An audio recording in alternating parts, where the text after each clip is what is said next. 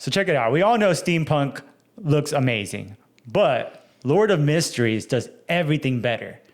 Here are 5 reasons why Lord of Mysteries blows any other steampunk animation out the water.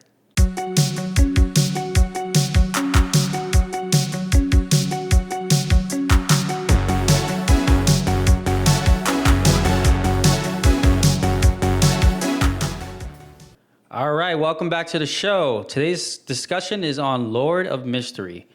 War, tell us what this anime is about.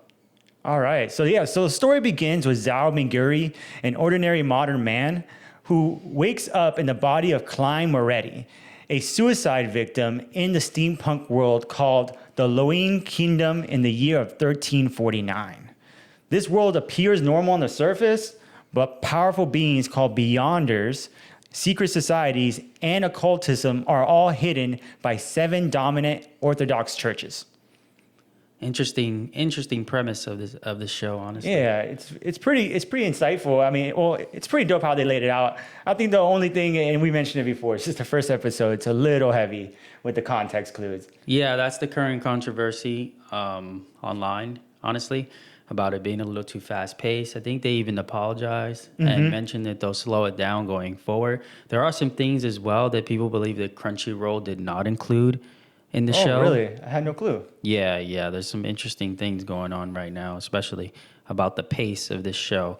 However, it is amazing, and we do appreciate it in every way. It's bringing something new, to the space. So yeah, we're gonna go ahead and discuss a little bit about the premise. Like Zhao in the beginning, most people wondered like where Zhao was from. I really didn't know this was a Chinese animation. Yeah, I had no clue at first. I mean, I kind of could tell by the characters. That was the first giveaway, obviously, on the screen. Yeah, but it is unique. I can't really recall the last time I've seen a Chinese anime. I don't think I have. I haven't seen a Chinese anime. It's an animation, right? It's called a Donggu, something like that. Right. Sorry, we butchered that. Let us know in the comments how to say it correctly. Yeah, for sure. So yeah, I mean, like the whole thing, it seemed a little confusing because it appears like there's some type of ritual that happens, right? And that's how he gets actually put into the body of Klein. But they don't go into any of the context, obviously, at all in the first episode. They kind of flash a lot at you. And that's the part that I didn't love, but the anime is so beautiful, or animation rather, so beautiful that it's hard to look away. Yeah, I mean, a lot of the information online implies that he did some type of luck enhancement ritual spell, and that's what caused him to be transmigrated into, Loen Kingdom.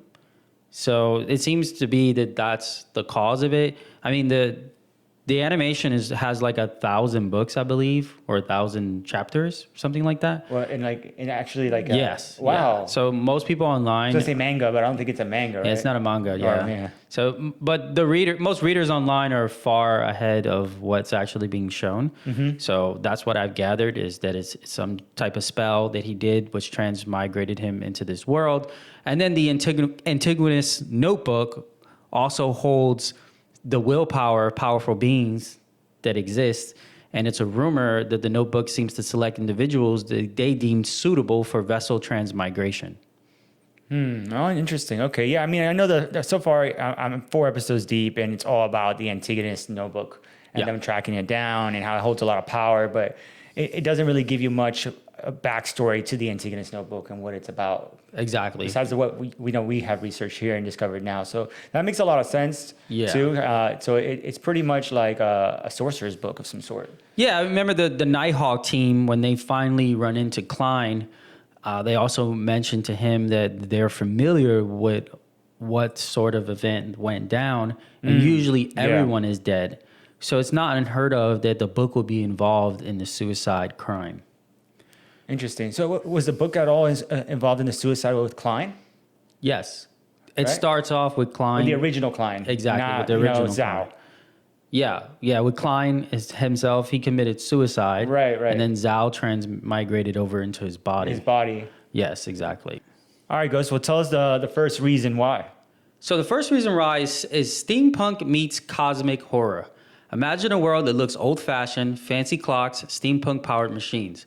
But under all that shiny tech, there's a super ancient, scary truth. Instead of fighting bad guys with cool gadgets, people have to deal with powerful, godlike creatures. So that's really one of the reasons why I enjoyed this show is the whole steampunk aesthetic Right. and, the way they put together the world. I like the Victorian area style of it. Yeah. It reminds me of Castlevania a lot too, which is dope. It did remind me of Castlevania a lot, honestly. And I really like that. I do like all the machines and all the, the hidden threats and the stories. It's pretty cool. I really like the way they did it. I really don't see that in a lot of the new animes. And you can call this an isekai anime, which is like kind of one of those reincarnation animes, but this is very different compared to like what we're normally getting in that genre. Yeah, it's almost like a cross between in an anime form, and I don't know. I don't think you ever played this game, but Bloodborne. So Bloodborne was like a game made from Software, which are the original creators of like Demon Souls, and Dark Souls, and so they created like almost a Victorian era like Dark Souls game, but horror, and it feels a lot like that, but in an anime fashion. Because I love that it has a horror aspect to that era, because that whole era is kind of like grimy and gloomy, and it has that like tension of dark mysteriousness in it. It's like an in-between between the modern world and like the older world. It was like a good like in-between era. So yeah, that was really cool of them to bring to an animation. It kind of adds a lot to the story, at least to what I can feel, especially the visualization aspect of it. Yeah. So the second reason why is the immersive world building.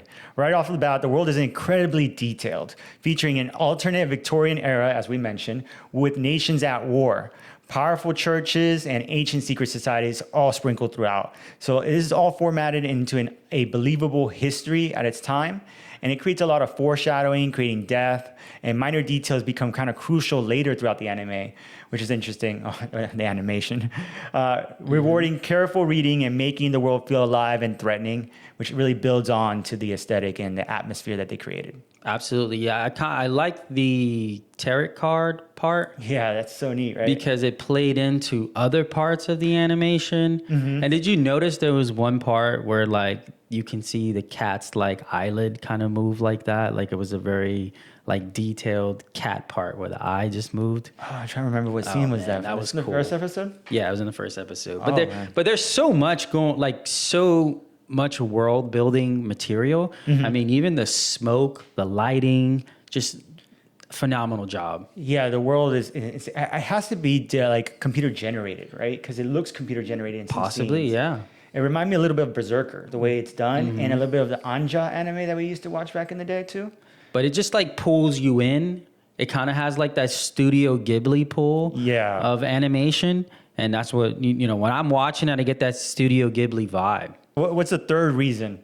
All right. So the third reason is the power system in this animation. So they start off with something called Beyonders, gaining power by consuming special potions, advancing through 22 distinct pathways, each with 9 sequences.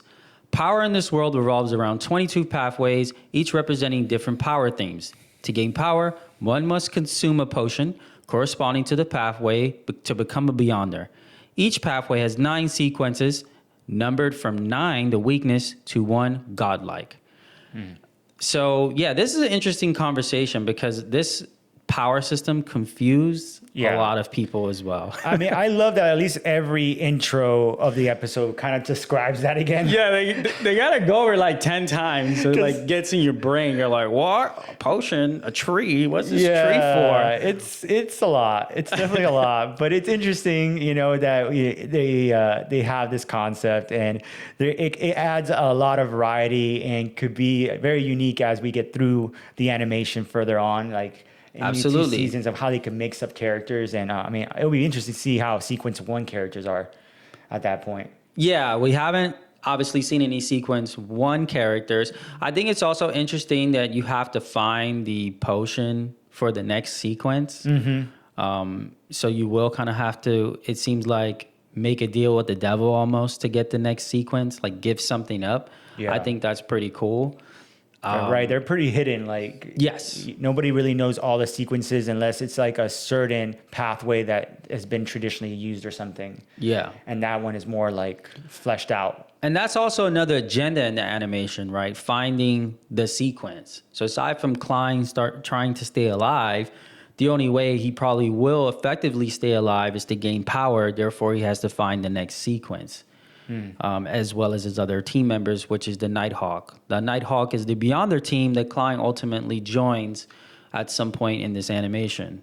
Yeah, they're basically like special forces of the town. Yes, Right. so like town police almost in a way, or investigators. More it like looks investigators, like high-end investigators, like with the occult, right? Because they all have their own society and they all have access to all these types of magical artifacts as well. One other thing about progressing with a sequence in this animation is it does also hold some danger to the user because each potion does threaten insanity, mutation, or personality erosion. So that's something we're also going to explain as well a little better because there are some ways for the Beyonder to avoid personality erosion. In the animation, there's something called the acting method. It's when a Beyonder immerses into pathway roles to integrate the potion's power. So what that means is that the potion, once the wielder drinks it, they have to digest it. Right. So the potion is best digested if you act as though you are already within the role of the power that you see. So since Klein is seeking the seer's ability, he has to act as if he already is a seer. So that means he has to solve crimes, he has to investigate things, he has to kind of imagine things already there that aren't there, Right. which is why when he was digesting or when he first drank the potion, the other guy that was with him was like, imagine all these things, visualize all these things. Right. Because it helped with his, I think he did that pretty well because he actually did too good. And there was Yes. parts where he was like, calm down, calm down. He's like, you're making too much shit. Yeah. Well, he was imagining all the things from our era of time. Missiles, Yeah, TVs, I don't know. Spaceships and everything, or rather, like astronauts. There was the astronaut scene and everything. Like, it was pretty cool. And it's interesting, too, because like you were saying, their sanity has to be kept checked. I mean, they really delved right into that, I think, on episode 2 right away, because I think we were introduced already to a Beyonder that was corrupted on episode 2. That reminds me a lot of One Piece, where the abilities do have like a negative effect. Right. Because this reminds me a lot of One Piece too with the power system. You eat the devil fruit and then you lose your ability to swim in One Piece. So, and you technically can only eat one devil fruit. However, there are some characters in One Piece who are the exception, but it's the same way in this animation where you can only have one power. So one potion, then you have to follow that pathway. Now, they haven't mentioned any other pathways, I think, except for the clown pathway. That's what we've seen. Right. I mean, they have other pathways because some of them, like even the commander of, he's like sequence 7. Yeah. So he's already up there. He's already 2 above Klein. So they have the other ones. He mentioned it like, oh, we have the other ones, but for the seer one, they only have sequence 9, which is the starting branch. What I do wonder though is what type of personalities his team members have to embody in order to keep from, the potion making them crazy. Because it seems like they all have to do that. They have to live as if they're within the pathway that they've chose. Yeah, hopefully they actually go more into some of that lore backdrop of the other characters, or at least of the other sequences and how they affect people and the type of abilities or mental state you have to accept that type of the mental power. state. I can imagine there's some potions that you probably have to be, kind of a bad guy for. yeah. I'm sure there's some sequences that out of the 22 that are probably a little crazy, right? Evil, You gotta steal. Yeah, nefarious in some way. Yeah, exactly. And they haven't talked about it yet, but I'm sure like as they go into that whole, what's that whole other gang that's like, I forgot the name of them, but they all have the stamp on them. Yeah, I don't know either, but it's like they're like an occult or something like that, like a hidden society. Yeah, they're like a hidden society that's also trying to do things in the backdrop, right? And so I think that's why that clown has so many cool abilities. Even it could be that he's corrupted in a sense of whatever other ways they do. I was just thinking in my head, which is funny, as like, okay, so it's anime, so don't be surprised if like one of the potions you have to kind of like hit on, women. It'll be a little, Jiraiya like. I mean, because it's a Chinese animation, I don't know if they'll go too far.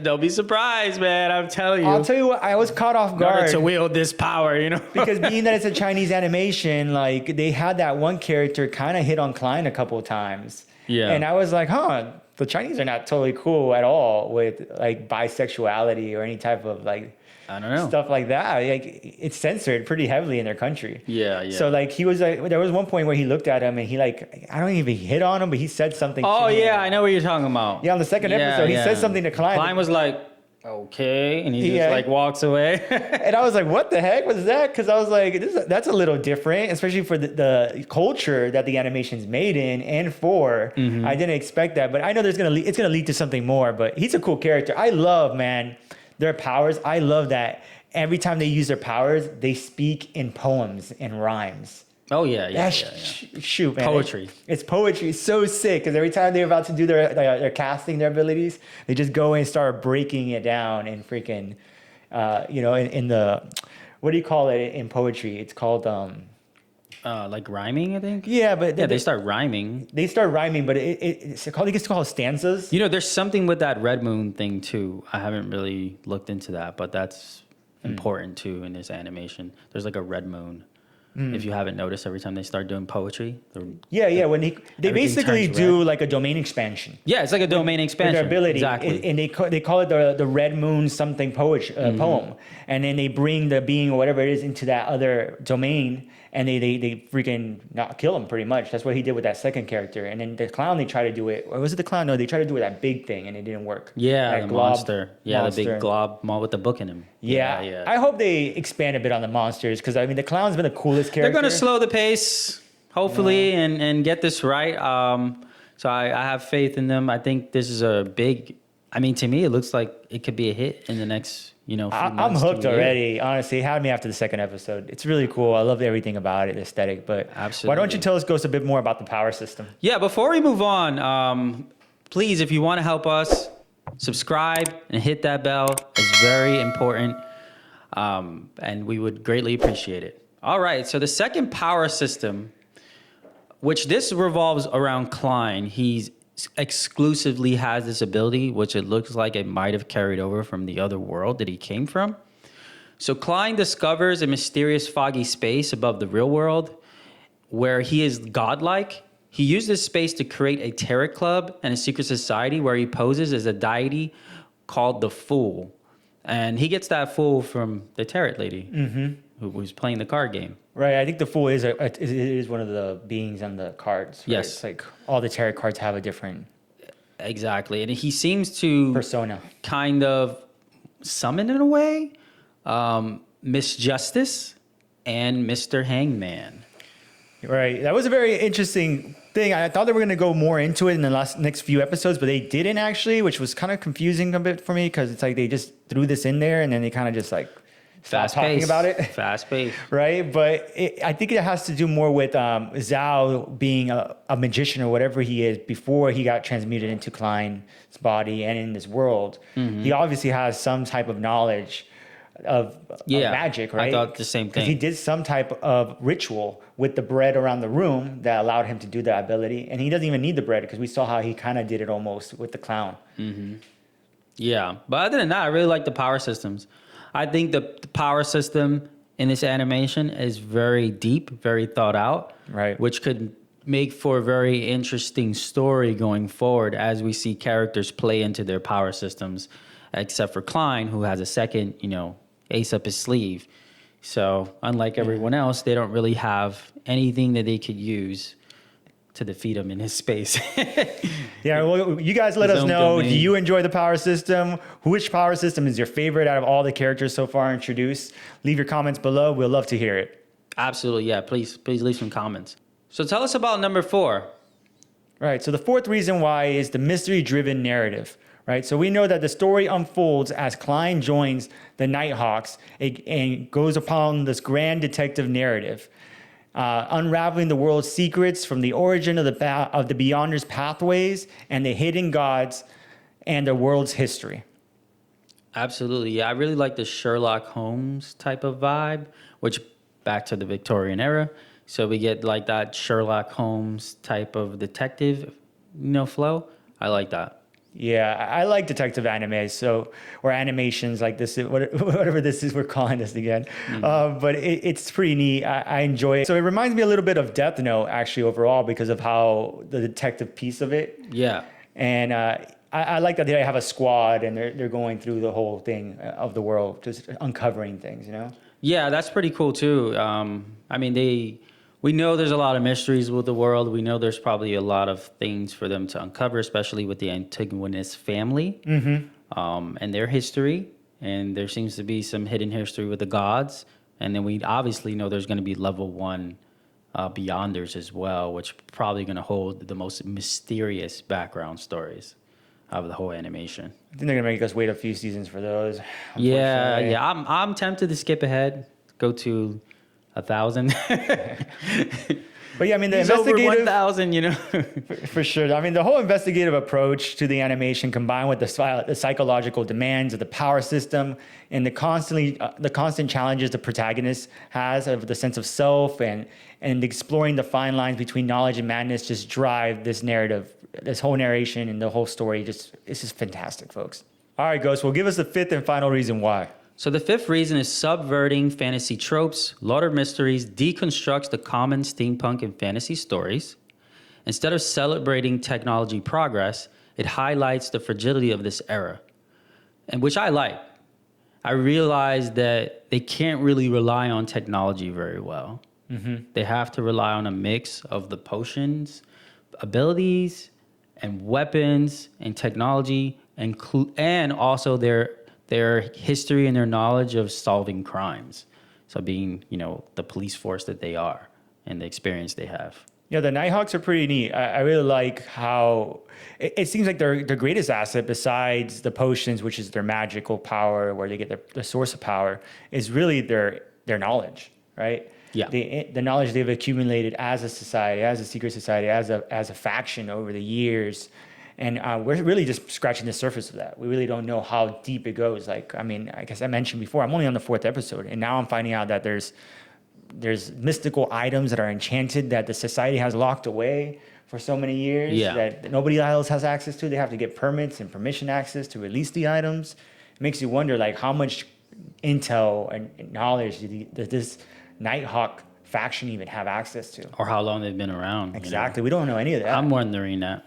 They haven't answered any of that. And the other thing that made me quite interesting to me, was that they're the only ones that seem to have access to any type of magic. I haven't seen anyone, at least the first episode was the only one that we saw, Klein walking around the civilian world.